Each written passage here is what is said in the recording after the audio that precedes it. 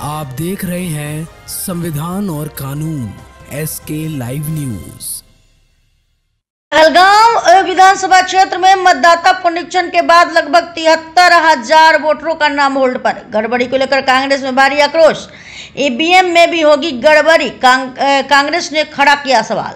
भागलपुर कहलगांव विधानसभा क्षेत्र में मतदाता पुनरीक्षण में ब्लैक लिस्टेड का आरोप को लेकर कांग्रेस नेता प्रदीप सिंह ने चुनाव आयोग और भाजपा की नीति के खिलाफ काफी विरोध जताया है, जिसको लेकर आज तारण में कांग्रेस नेता प्रदीप सिंह के नेतृत्व में एक प्रेस कॉन्फ्रेंस आयोजित किया गया, जहां कांग्रेस नेता प्रदीप सिंह ने कहा कि चुनाव आयोग एक संवैधानिक संस्था है, जहां चुनाव आयोग को निष्पक्ष चुनाव करानी चाहिए।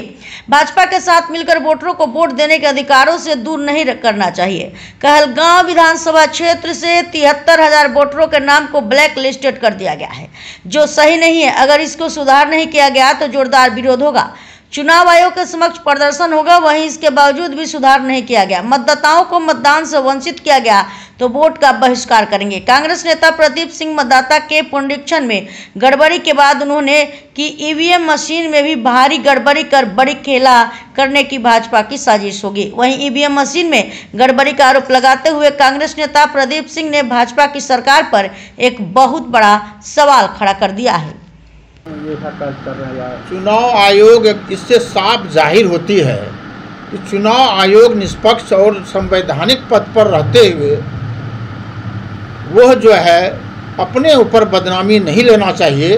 वैसे पद वाले को जब सत्ताधारी के पार्टी अभी भाजपा पार्टी है वहाँ, और भाजपा चाहती है कि अधिक से अधिक वोटर अगर छट जाएगी, इसका उदाहरण हम कह सकते हैं कि आप महाराष्ट्र में चुनाव कराए हैं इसके पहले, और वहाँ भी बहुत से मतदाताओं को, जो गरीब तबके के लोग थे, जो शोषित समाज के लोग थे, उन लोगों को वोट से वंचित कर दिया गया।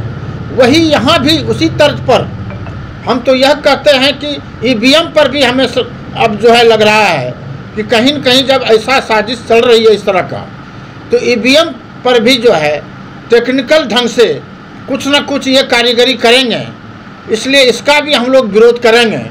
और अभी चुनाव नवंबर में होना है, और हम लोग निश्चित रूप से यह जो संशोधन की प्रक्रिया अंतिम संशोधन के लिए समय देगा, इसमें अगर संशोधन हमारे जितने बिहार के जितने भी जनसंख्या है, करीब 7-8 करोड़ की जनसंख्या है, इसमें आप 1 करोड़ छटनी कर रहे हैं, और 1 करोड़ जब छटनी हो जाएगी तो आप चाहते हैं कि कम से कम गरीबों की और शोषित समाज का जो है वोटर होता है वह पीड़ित होता है। और जो पीड़ित होता है इस लोकतंत्र में, तो वैसे लोगों को क्या होता है कि सत्ता परिवर्तन करने के लिए मन बना लेता है। और सत्ता परिवर्तन होना जरूरी होता है जब कोई डिक्टेटरशिप करने लगे, जब कोई एडमिनिस्ट्रेशन जो है इशारे पर चलने लगे। क्या लगता है कोई वर्ग विशेष को वंचित किया जा रहा है इस तरह से? शोषित समाज के जो गरीब समाज के लोग हैं, जिनके छत नहीं है, वो दस्तावेज मांग रहे हैं, वंशावली मांग रहे हैं, जनसंख्या जन प्रमाण पत्र मांग रहे हैं। अभी बरसात का समय है, बाढ़ का समय है, बाप दादा के नाम से खतियान है, और वैसे लोग कहाँ से देंगे?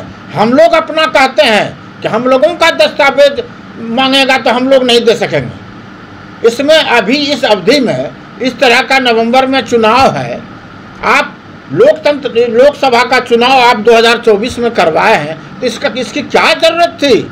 इसका मतलब एकदम सीधी मतलब है कि शोषित समाज को, गरीबों को, जो हमारे समाज के उपेक्षित वर्ग हैं, उसका जो है उन लोगों। खबरों के लेटेस्ट अपडेट के लिए इसी तरह हमारे साथ जुड़े रहें और इस वीडियो को ज्यादा से ज्यादा शेयर करें।